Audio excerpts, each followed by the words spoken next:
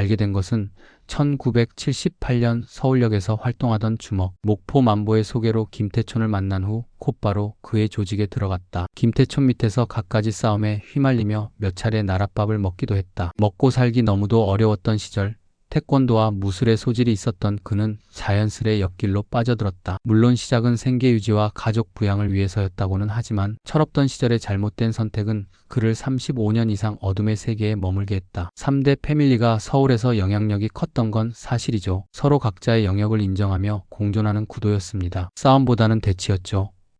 또 3대 패밀리가 서울을 다 장악했던 것도 아닙니다. 서울은 워낙 넓어 지역마다 강력한 토착 주먹이 있었습니다. 강력한 영등포, 청량리도 아무도 장악하지 못했고 천호동은 텍사스파 전신의 세력들이 강력하게 지역을 지키고 있었습니다. 이 세계 사람들이 을에 그렇듯 백민도 어릴 때부터 싸움꾼 기질이 있었다. 싸움을 많이 했는데 단체 속에서 활동하기보다는 혼자 움직인 편이었다고 한다. 그는 자신의 싸움 실력에 대해 아직까지 1대1로 붙어 져본 적이 없다고 말했다. 초등학교 4학년 때 시작한 태권도를 비롯해 다양한 무술을 연마했다. 그는 전성기 때 179cm에 105kg의 거구인데 군살이라고는 없었다. 한창 때는 125kg이나 나갔다고 한다. 백민은 강력한 주먹 덕에 많은 부하들이 따랐다. 1980년대 들어와 백민은 김태촌의 그늘에서 벗어나 독자적으로 활동했다. 서울에서 언제나 100명을 동원할 수 있다고 알려진 그는 원래 김태촌 계열이었다. 평생 김태촌을 형님으로 받들었다. 이처럼 계보상 보스는 김태촌이지만 정신적인 보스는 원로 주먹 조일환이다. 조일환의 후계자로 거론될 만큼 깊은 유대 관계를 맺고 있었다. 178cm에 100kg이 넘는 거구인 백씨는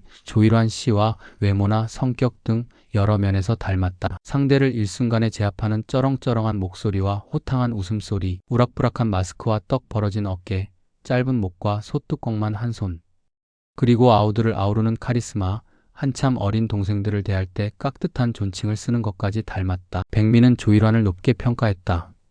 조일환 선배는 덕망이 높은 분으로 한때 전국을 제패했던 큰 주먹입니다. 또 김두한의 후계자로서 주먹계에서 협객의 맥을 이어가는 분입니다. 그분한테 주먹이 가야 할 올바른 길을 배웠습니다. 존경하는 주먹으로는 조일환을 꼽았고 이어 조창조, 신상현을 거명했다. 또 김동해와 낙화유수라는 별명으로 유명했던 김태련을 언급했다. 그리고 김태촌을 이 시대 최고의 주먹으로 꼽았다. 김태촌 형님은 건달 외기를 살아온 분입니다. 건달 세계에 이정표를 남긴 사람입니다. 카리스마가 대단하죠.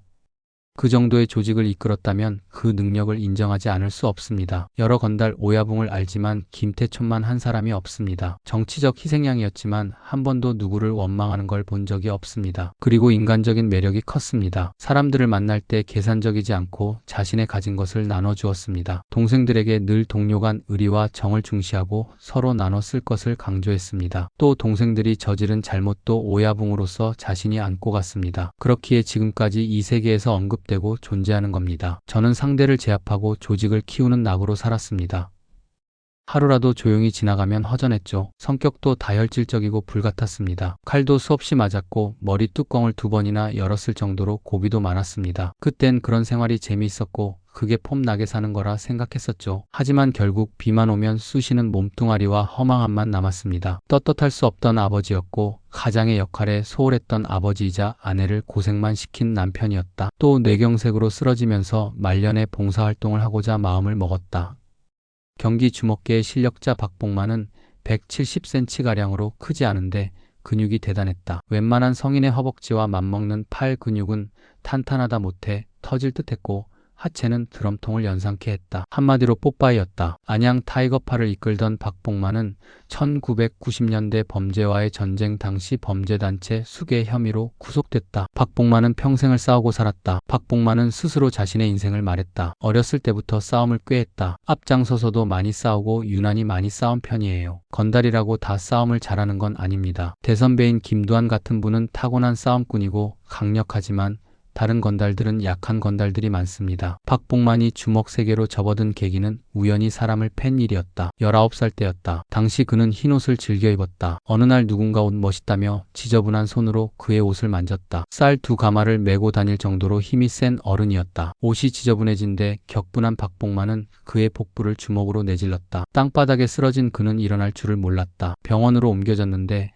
3일간 혼수 상태에서 깨어나지 못했다. 장파열이었다. 피해자 측이 합의를 해주지 않아 박복만은 구속됐다. 미성년자라 소년원에서 수감 생활을 하다 집행유예로 출소했다. 이후 그는 거리에 주목이 됐다. 친구들과 어울려 다니며 싸움질을 했다. 그는 곧 무리 중에서 우뚝 섰다. 발군의 싸움 솜씨 덕분이었다. 그의 싸움 실력의 원천은 육상과 복싱이었다. 초등학교 때 육상 선수였던 그는 체력과 지구력이 뛰어났다. 싸움도 체력이 달리면 못한다는 것을 알고 있었다. 10대 중반에는 복싱을 시작하며 빠른 반사 동작을 익혔다. 그는 자신의 싸움 실력에 대해 남다른 재주는 아니지만 어떠한 주먹도 피할 수 있는 실력은 된다고 평했다. 혈기왕성한 20대 시절 그는 자신의 표현대로라면 영양가 없는 싸움을 많이 했다. 싸울 때 무기를 들지 않았고 가죽장갑만 끼고 싸웠다. 1979년 3월 안양관광호텔 나이트클럽에서 큰 싸움이 벌어졌다. 이권을 둘러싼 조직 간 다툼이었다. 싸움이라는 게 순간적으로 미친놈 되는 겁니다. 마치 전쟁터에서 총알이 빗발치듯 술병이 날아들었죠. 한창 운동할 때라서 다친 데는 없었어요. 상대는 30-40명이었고 그들의 무리는 5명이었다. 그 싸움에서 이겼다. 어릴 때부터 피가 뜨거웠습니다. 정의감 같은 게 있었어요. 일제 때 태어났다면 독립군이 됐을 겁니다. 과거를 후회하는 건 바보짓이라고 그는 말했다. 현실과 미래가 중요하지요. 누구나 자신의 팔자를 피할 수는 없잖아요. 26세 때 박복만은 모시던 선배 즉 타이거파 창설자로부터 조직을 물려받았다. 당연히 수사기관의 감시 대상이 됐다. 몇 차례 조사를 받았으나 모두 무혐의 처분을 받았다. 하지만 일종의 기획수사였던 범죄와의 전쟁에서 빠져나가는 건 불가능했다. 구속되기 직전 한 수사관이 박복만을 불러내 박복만 씨, 이번에 완전히 죽이려 했는데 나오는 게 없더라고 귀띔했다. 그는 권투를 하다 건달의 길로 들어선 데 대해 후회한 적이 없습니다. 마찬가지로 범죄와의 전쟁으로 구속될 때도 후회는 없었어요. 당연히 치러야 할 대가라고 생각했습니다. 세상에는 세 부류의 사람이 있습니다. 꼭 필요한 사람, 있느냐 없느냐 한 사람, 있어선 안 될 사람. 저는 교도소에 지내면서 꼭 필요한 사람이 되고자 노력했습니다. 그는 출소하자마자 죽기 살기로 일했다. 안양 남부시장에서 목숨 걸고 일했다. 꼭 필요한 사람이 돼야겠다고 마음먹고 소매치기범,